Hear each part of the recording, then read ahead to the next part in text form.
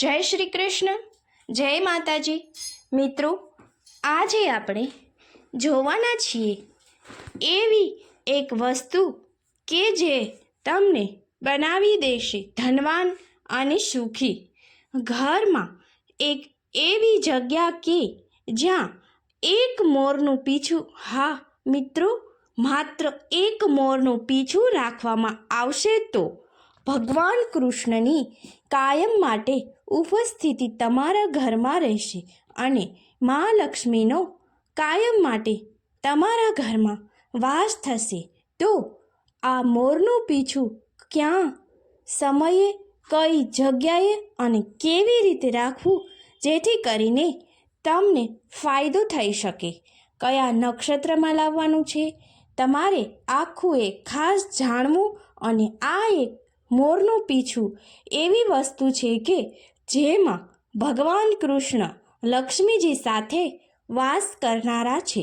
તો તે માટે આ વાતને ખાસ ધ્યાન રાખો અને આ વાતો જાણવી ખૂબ જ જરૂરી છે. ભગવાન શ્રી કૃષ્ણની એટલે કે આપણા ભગવાનની ખબર જ છે આપણે બધાને કે તેને મોરનું પીછું ખૂબ જ પ્રિય છે. અને મિત્રો, જ્યારે આપણે આપણા પરિવારને મારો પરિવાર, મારું ઘર, મારા બાળકો, મારી પત્ની કહીએ છીએ કે આ વસ્તુ તો નાશવંત છે, પરંતુ જે પરમ કૃપાળુ, જે પરમેશ્વર છે તે કાયમ માટે અમર છે. તે આપણા ભગવાન કેમ ન કહેવાય, મારા ભગવાન કેમ ન કહેવાય? તો આવા મારા ભગવાન, આપણા ભગવાનને જો પીછું પ્રિય હોય તો આપણે એમ કહીને કે મારા કૃષ્ણની આ મોરપીંછ પ્રિય છે, તો આ મોરપીંછ આપણને કેટલું શુભ અને કેવા પરિણામ લાવી શકે એ વાતથી તો આપણે જાણવાનું જ વાત રહ્યું. અને આપણે અજાણ જ છીએ કે તો આજે આપણે જાણીએ કે મોરપીંછનું સ્વરૂપ કેટલું સુંદર છે. મોરપીંછનું સ્વરૂપ જ એટલું સુંદર છે, આપણે જોતા જ વિચાર આવે કે ભગવાન કૃષ્ણએ આ મોરપીંછને માથા પર રાખ્યું છે તો તેનું મહત્ત્વ પણ કેટલું હશે. મિત્રો, જ્યારે મોર કળા કરે છે, આપણી વાડીમાં, આપણા ખેતરમાં મોર જ્યારે નાચે છે, કળા કરે છે, ત્યારે તેના પીછા ખરે છે અને આ પીછા જે જગ્યાએ ખરે છે એ જગ્યા પણ પવિત્ર બની જાય છે, કારણ કે ભગવાન શ્રી કૃષ્ણએ પણ આ મોરપીંછને મહત્ત્વ આપી તેના માથા પર સ્થાન આપ્યું છે. તો આ ઘરમાં રાખવાથી, મોરપીંછને ઘરમાં રાખવાથી કેટલી સંપત્તિ, કેવી સંપત્તિ અને કેવી રીતે આ સંપત્તિ ટકી શકે એ પણ જાણવું જ રહ્યું. મિત્રો, આવા મોરપીંછને કે ભગવાન શ્રી કૃષ્ણને મોરનું આ પંખ પ્રિય છે, એ પંખ જો આપણે ઘરમાં રાખીએ તો આપણે કેટલા સુખી થઈ શકીએ. એવો વિચાર આપણે ક્યારેય કરેલો છે કે મોરપીંછ ઘરમાં શું કામ રાખવું અને ભગવાન શ્રી કૃષ્ણએ એને શું કામ આટલું મહત્ત્વ આપ્યું છે? તો ઘણા લોકોની કહેવત છે કે મૂળ એ બ્રહ્મચર્ય પાલન કરે છે, તો મોર એ બ્રહ્મચર્ય પાલન કરે છે. તો એ વાત પણ આપણા શાસ્ત્રો કહે છે અને ભગવાન શ્રી કૃષ્ણ પણ એના સુંદર, આપણું મન મોહી લે તેવું તેના પીછાનો જે રંગરૂપ છે તેને જોઈ અને ભગવાન કૃષ્ણ પણ એને ખુદ માથા પર ધારણ કરે છે. તમે એકવાર મોરપીંછના કલરને નિહાળી તો જોજો કે ભગવાને, આપણા ઈશ્વરે તેમાં કેવા કલર પૂર્યા છે. એક પીછાની અંદર કેટલા કલરથી કેવું સુંદર છે એ વિચારવાનું જ ઘટે. મોરને આપણે મયુર પણ કહીએ છીએ. મયુર એટલે કે અતિશય આનંદ આપનારો. મિત્રો, આ મોરનો ટહુકો જ એટલો સુંદર હોય છે કે એનો ટહુકો સાંભળીને જ આપણને આપી જાય છે કે આવા મોરનો ટહુકારો પણ આપણને ખૂબ જ પ્રિય લાગે છે, આનંદ આપી જાય. તો જ્યારે એનું સ્વરૂપ પણ આપણને મોરનું સ્વરૂપ ગમે છે. એવું મોર જો ભગવાનને પ્રિય હોય તો મનુષ્યને તો પ્રિય હોવાનો જ ને. મોરની અંદર બ્રહ્મતત્વ છુપાયેલું છે. જે મોર આપણને આટલો બધો પ્રભાવિત કરે છે તો એ મોરની અંદર કાંઈક તો એવી વિશેષતા હશે કે જે આપણને મનમોહિત કરી દે છે. ઘરમાં તમારા ઘરની અંદર ગમે તેવી સંપત્તિ હોય, ગમે તેવા સુખ હોય, પણ મિત્રો જો મોરપીંછ તમારા ઘરમાં ન હોય તો એ બધું વ્યર્થ છે. માટે હું તો એટલું જ કહું છું કે મોરપીંછ તમારી ઘરમાં અવશ્ય રાખવી. તો એને ક્યાં રાખવી અને કઈ રીતે રાખવી, કયા નક્ષત્રમાં લાવવી એ જાણવું ખૂબ જ જરૂરી છે. મિત્રો, આ બે વસ્તુ તો આપણે ધર્મપ્રેમીએ ઘરમાં રાખવી જ જોઈએ. અને એક છે મોરપીંછ અને બીજું છે ગીતાજી.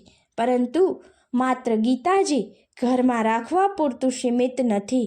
આપણે જે ગીતાજીને ઘરમાં રાખીએ છીએ તેનું પૂજન પણ કરવાનું છે અને એની સાથે જ આખી ગીતાજી એક વખતમાં ના વંચાય તો તમે એક પેજ વાંચો, એક પેજ નહીં તો એક શ્લોક વાંચી અને જીવનમાં ઉતરવા જેવી આ સાચી વસ્તુ છે જે તમારા જીવનને સાર્થક બનાવી દેશે. પૈસો કમાવવો એક અલગ વાત છે, એ આપણી આજીવિકા માટે છે.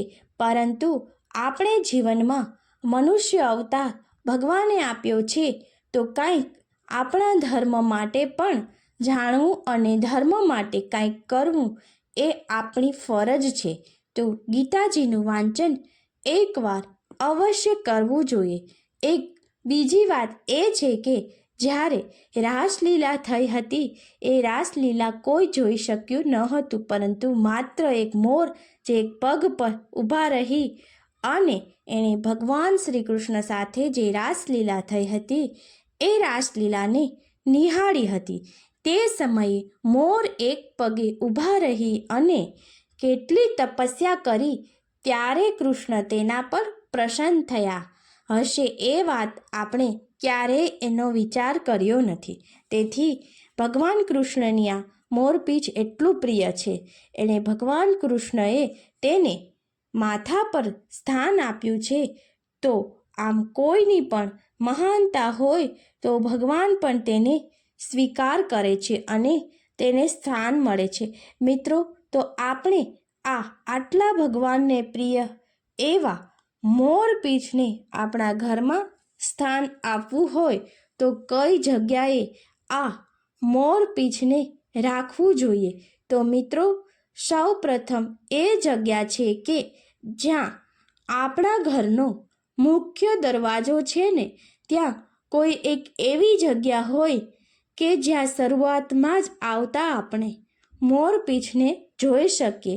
એવું સુશોભનથી તમે મોરપીંછને રાખી શકો છો.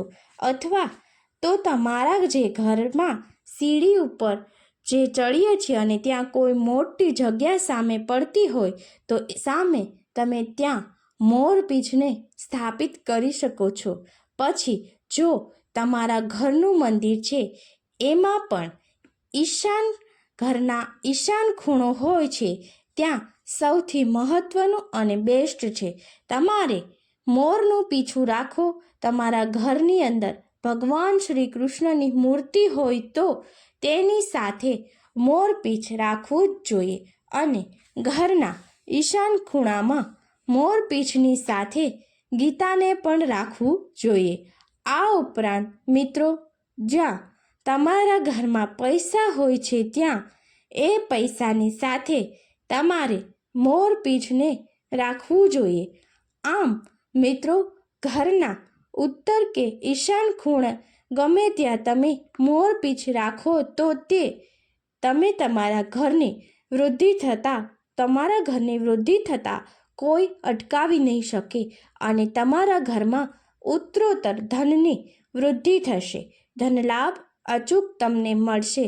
તો મિત્રો, એટલી વાત સમજો કે તમને વાડીમાંથી મોરપીંછ જ મળે છે તો શું તમે સમજો છો કે અહીંયા ખાલી મોર જ આવ્યો હશે? પરંતુ મોરના સ્વરૂપે ત્યાં ભગવાન શ્રી કૃષ્ણના પગલાં પણ હોઈ શકે છે. આ છે પણ મોરપીંછનું સાચું મહત્ત્વ. અને આવા મોરપીંછને જ્યારે તમે ઘરમાં સ્થાપિત કરો છો તો તમને ધનવૃદ્ધિ, પૈસાની આવક થતાં કોઈ રોકી શકશે નહીં. તમારા ઘરે સદીઓ માટે લક્ષ્મી ટકશે અને લક્ષ્મીજીનો વાસ હંમેશા માટે રહેશે. ભગવાન શ્રી કૃષ્ણ જેને માથા પર સ્થાપિત કરીને એટલા પ્રસન્ન રહે છે, તો તેને આપણે ઘરમાં જ્યારે સાચવીને રાખીએ છીએ અને ભગવાન શ્રી કૃષ્ણ જેટલું એને મહત્ત્વ આપીએ ત્યારે ભગવાન કૃષ્ણ ખુદ પીંછા સ્વરૂપે, આ મોરપીંછ સ્વરૂપે તમારા ઘરમાં આવે છે. અને ભગવાન શ્રી કૃષ્ણના સ્વાગતને જોઈને દેવી લક્ષ્મીજી પણ પ્રસન્ન થઈ અને તમારા ઘરમાં કાયમ માટે વાસ કરે છે. જેમ મિત્રો લોખંડની ચુંબક સાથે જોડાયેલું રહે છે, તેમ ચુંબક લોખંડને જોડાયેલું રાખે છે, તેમ મોરપીંછ ભગવાન શ્રી કૃષ્ણને જોડીને રાખે છે. તમે મોરપીંછને ઘરમાં રાખશો તો વાલો દ્વારકાધીશ કૃષ્ણ જરૂર તમારા ઘરમાં આવશે. અને જ્યાં દ્વારકાધીશ ભગવાન શ્રી કૃષ્ણના પગલાં હોય અને ભગવાન શ્રી કૃષ્ણ જ્યાં તેને મંજૂરી હોય અને જ્યાં તેનો વાસ હોય ત્યાં લક્ષ્મીજી તેની સાથે દોડતા આવશે. અને એવી લક્ષ્મીજી આવશે જે નીતિ અને ધર્મની સાથે લઈને આવશે. અને આ નીતિ અને ધર્મથી જે લક્ષ્મી ઘરમાં આવેલી હશે એ કાયમ માટે ટકી રહેશે અને તમારા ઘરમાં પૈસાની વૃદ્ધિ થશે. કારણ વિનાની જે બંધ થઈ જશે અને તમને યોગ્ય રસ્તાઓ મળશે. આવક કરતાં આવક વધી જશે. તો મિત્રો, આ એક મૂર્તિ તમારા ઘરની સુખ, સમૃદ્ધિ અને લક્ષ્મીથી આ બધું ભરી દેશે. આમ મોરપીંછ જેણે ભગવાન શ્રી કૃષ્ણને માથે ચડાવ્યું છે તેને આપણા ઘરમાં અચૂક સ્થાન આપવું જોઈએ. ઉપરાંત એક વાત તમને જરૂર જણાવી દઉં કે જ્યારે તમે ઘરમાં પૂજા કરતા હોય ત્યારે આ મોરપીંછને પૂજા કરી અને તમારા ડાબા હાથથી પકડી અને એનો જે સીધો ભાગ છે તેને જમણા હાથ ઉપર 3 વાર ફેરવી લેજો, જેથી કરીને ભગવાન શ્રી કૃષ્ણ તમારા હાથની રેખાઓ બદલી નાખશે અને ક્યારેય પણ કોઈ સંકટ તમારા ઉપર નહીં આવે. અને વહાલા ભક્તો, જ્યારે આવ્યા ભગવાન શ્રી કૃષ્ણ તમારા હાથની લકીરો બદલી નાખશે તો કોઈ પણ મુસીબત તમને ક્યાંય નડશે નહીં. પવિત્ર મોરપીંછ ઘરમાં અચૂક રાખજો, તેની પૂજા કરજો. કઈ રીતે રાખવું કે કઈ જગ્યાએ રાખો અને કઈ રીતે લઈ આવવું એ વાતો તમે ધ્યાન રાખી અને આ ઉપાય જરૂર કરજો. ભગવાન શ્રી કૃષ્ણ, મા લક્ષ્મી તમારા ઘરે કાયમ માટે સદૈવ તમારા ઘરમાં લક્ષ્મી જળવાઈ રહે તેવી પ્રાર્થના. અને મિત્રો, આ વિડીયોને જરૂરથી લાઈક, શેર અને સબસ્ક્રાઈબ કરજો. માં લક્ષ્મીના આશીર્વાદ તમને કાયમ માટે મળતા રહે તેવી પ્રાર્થના. અને વિડીયોને વધારે ને વધારે શેર કરજો. જય માતાજી, જય મા લક્ષ્મી, જય દ્વારકાધીશ, જય શ્રી કૃષ્ણ.